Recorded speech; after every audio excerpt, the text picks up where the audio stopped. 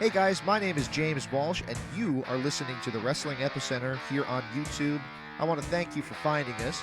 Please do me a favor and click that subscribe button and the notifications bell. And if you get the chance on this video, click the like button. If you do, it'll turn blue. Check it out. Also, check out WrestlingEpicenter.com for all this great content available in MP3 format, our online store that'll keep us going free and clear, daily news updates, as well as all the information from the history of professional wrestling you could possibly ever want. Check out WrestlingEpicenter.com online right now. Without any delay, let's get to your interview here on the Wrestling Epicenter. That was some good stuff, that IWC, but guys, I hate to jump in here, but joining us on the Newsmaker line right now is one and only Kwee-Wee, Alan Funk. Alan, it's great to have you back on the show again. We haven't had you on since the summer of '08, so it's great to have you back on. Hey, thanks, guys. What's up?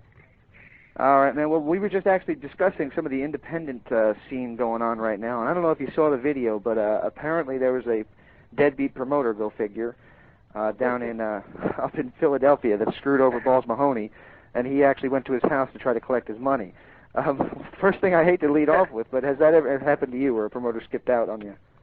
Well, I mean, believe it or not, I had Dusty Rhodes never paid me for a show I did for him a couple of years back. So I mean, it seems like it happens all the time. So it's it's not surprising to me. Is that unfortunately the sign of the times with the independent circuit at the moment? Well, I mean, I've never really got stiffed other than like $50 or so, but still, it's I really don't know about now. I do some shows for Bill Barron and stuff, and they really can't pay that much anyway. So most of the independents I do, I try to get paid up front before I even do the show. That's probably a good idea. Yeah. So if guys want to fly me out, I always have them send me a plane ticket and then at least half the money up front, and then that way I know they're serious, because most guys just want to call you up. They're just march for the business and talk to you on the phone and try to blow smoke up your ass. Yeah, we've gotten a little bit of that. Hopefully you don't consider us that from our first interview.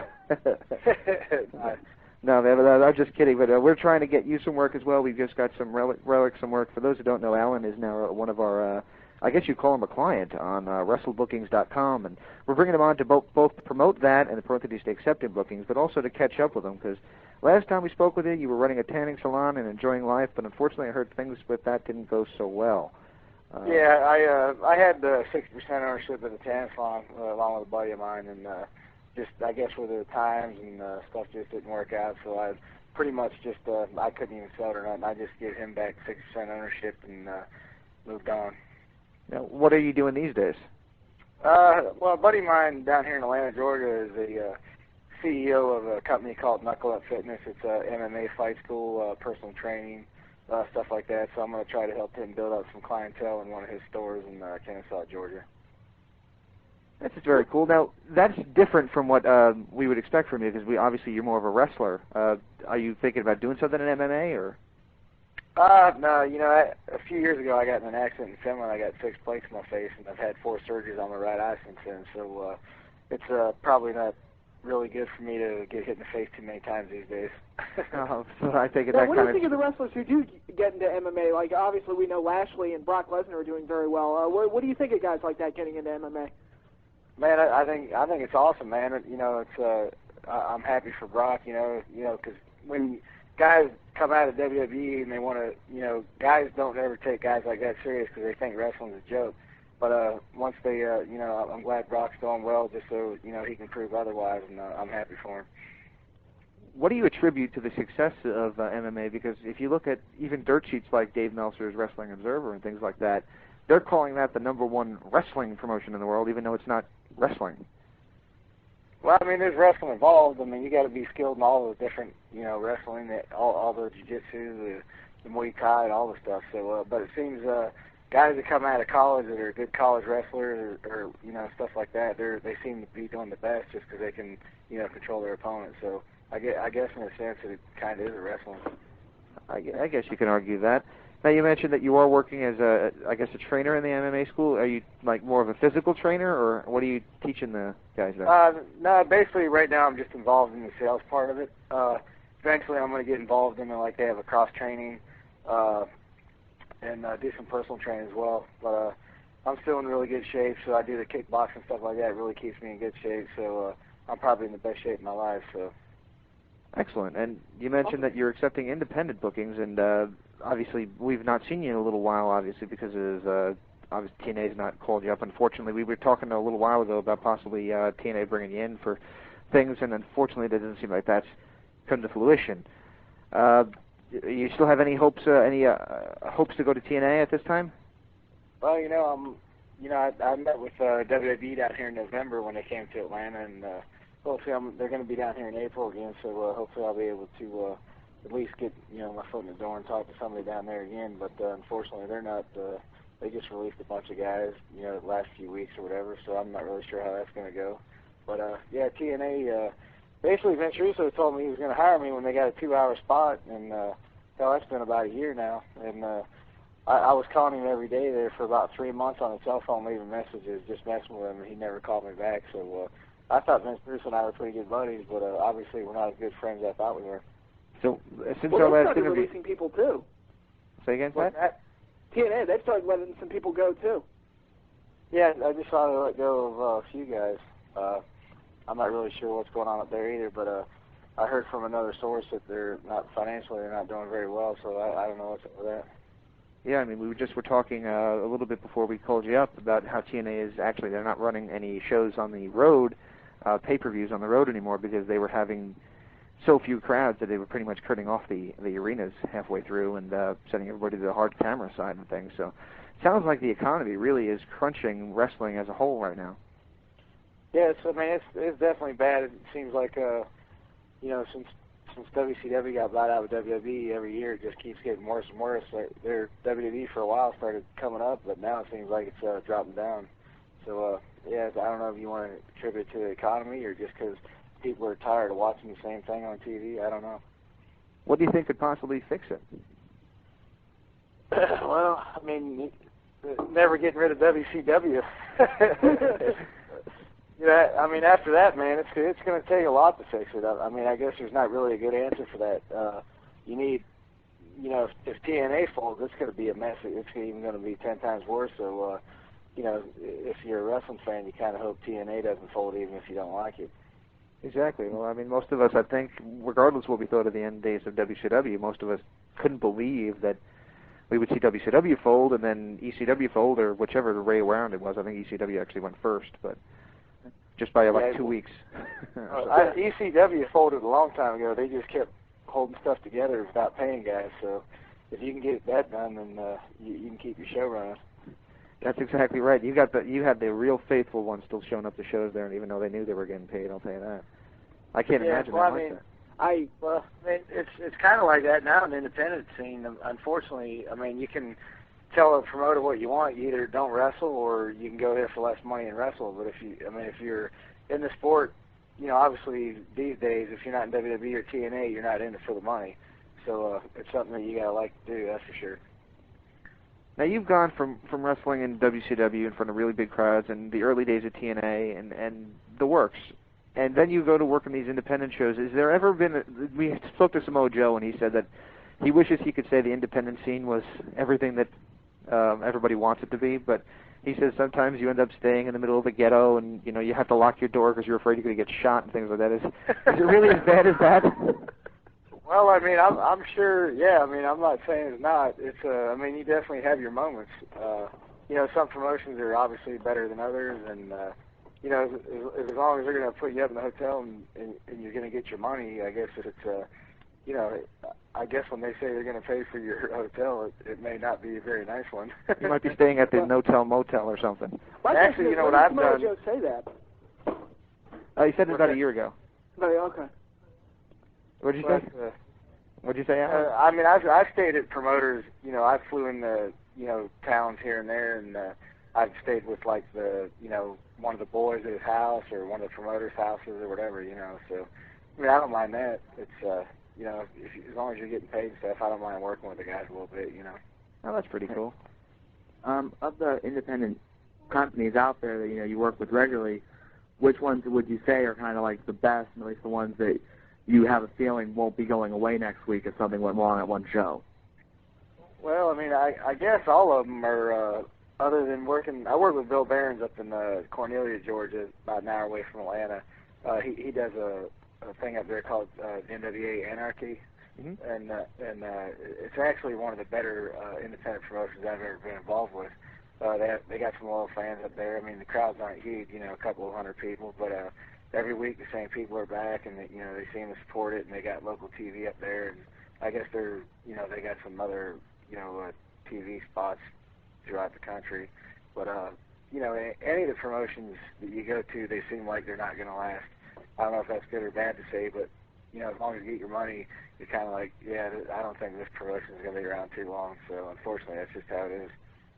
Now, we've seen you play several characters. We've seen Kwee-Wee in WCW. We saw Angry Allen towards the end of WCW, which was, I think, a play on Kwee-Wee a little bit. We saw the Funkster. We saw Bruce. What character do you play when you work in Anarchy? Well, right now I'm kind of just doing the Alan Funk thing, but I'm kind of like snapping in and out of all the personalities that I've wrestled as. But I don't really think it's getting over that well, so I just did a show with him Saturday night, and I kind of just did Alan Funk. Kind of a babyface right now, which I don't really like to do. I think the Angry Allen character seems to get over better than any of them, other than when I did the Funkster, like in Australia and stuff. I seem to get over pretty well over there. You think the Funkster stuff would work in the States? I mean, there's a time and a place for it. I think it'd be better with, if I did something with Hulk Hogan. I don't think it's something. I mean, it's going to be one of those gimmicks that ain't going to last very long if it did get over. You know what I'm saying? Yeah. Right. Yeah. Sort of like, well, I mean, who knows? Jay Lethal's doing the Macho Man thing, and he's been doing it for a year and a half now. So. Yeah, but I mean, honestly, I sometimes it's almost kind of embarrassing doing that gimmick because you're just kind of, you're doing pretty much someone else's character, and it's not. It doesn't let me show the athleticism that I have, which is one part of it that I do not like at all. Now, when Buff Bagwell hurt his neck, he wasn't willing to take as many moves as he was before, and understandably so. I wouldn't be either. Yeah. Is there anything that you're maybe a little bit more protective about since your injury with Sonny Siaki?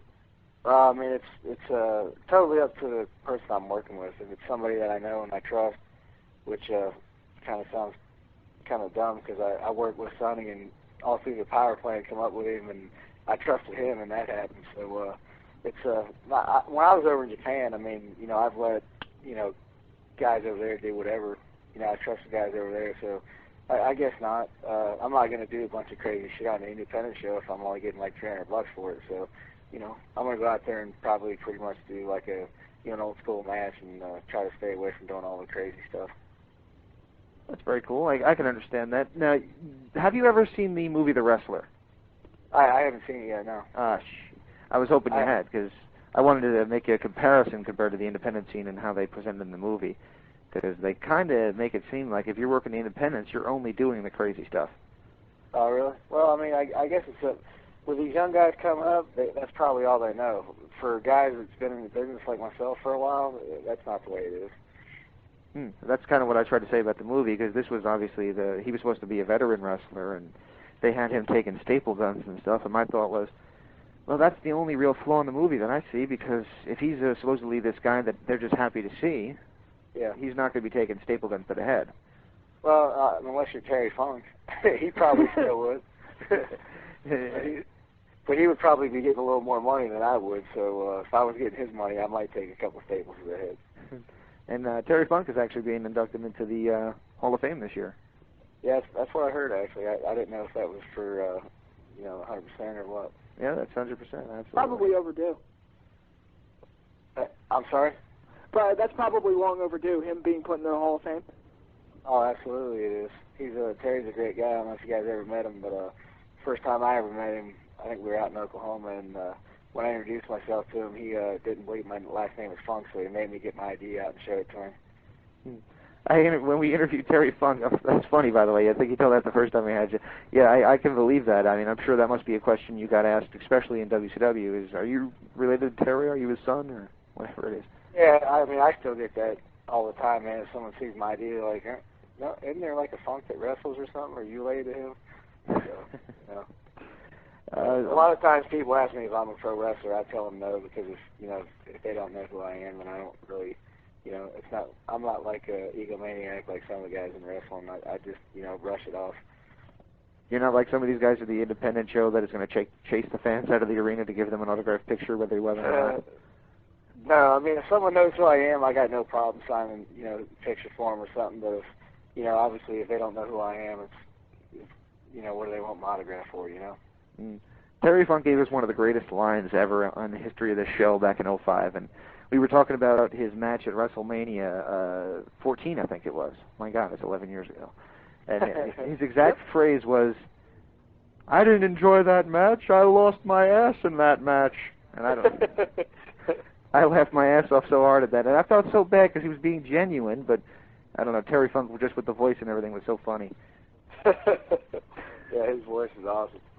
Man. Well, I got to tell you, it's always great to have you on. So, what is the future plans for Alan Funk right now? Well, I don't know, man. I've been actually trying to get a hold of Kaz Hayashi over in Japan so I can maybe go back over to All Japan Pro Wrestling. I was over there for a couple of years, you know, off and on. But they had me doing the Funkster gimmick over there as well, and it was, you know, getting over. But I need to. Actually, if Jerry too was still alive, I'd probably still be over there. He kind of helped me out a lot with over there with moving and stuff. So. You never know, man. Hopefully, I can. You know, I mean, you know, I'm still young enough to where I could get in there and get a couple more years in. You never know, WWE, TNA, whatever, man. I'm ready to go. I'm in great shape, so you never know what's going to happen. You know, you just actually made me want to ask you a question. A guest that we have coming up, we haven't quite announced it yet, but a guest that we have coming up, because we're now trying to represent her as well, is Deborah McMichael. And she, a few years ago, made a little bit of enemies when she came out after the Benoit stuff. And she was saying, oh, you know, everybody's dying and this stuff. And when you mentioned Jerry Tootie, for those who don't remember him, he was the Wall and Malice in TNA. We lost him a few years ago. And I mean, what is your opinion of the way that, I don't know, what's your opinion of how the media handled all the Benoit stuff and all that? Well, I mean, you know, no one knows 100% what happened in that house. I mean, you know, the media definitely blows stuff out of proportion, and it's almost just like bodybuilding, you know. You want to see guys that are in shape wrestling, or you want to see just average Joe Schmoes in the ring. You know, like bodybuilding, they're always saying, you know, they're taking steroids, this and that. But, I mean, you want to go to a bodybuilding show and see a guy that's built like you, or you want to see a freaking guy that looks like he freaking can move a house, you know what I mean?